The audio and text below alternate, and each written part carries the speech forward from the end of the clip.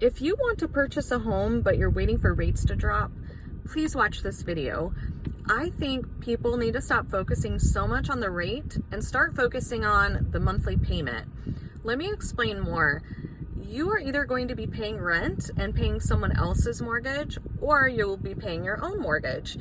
The market has completely changed since the beginning of the year. If you can find a house you absolutely love right now, and you're comfortable with the payment and you can afford it, you need to move forward. If rates do drop in the future, you can refinance your loan and take advantage of the lower rate. And if rates go up, you are going to be thrilled you locked in at the current rate that you have.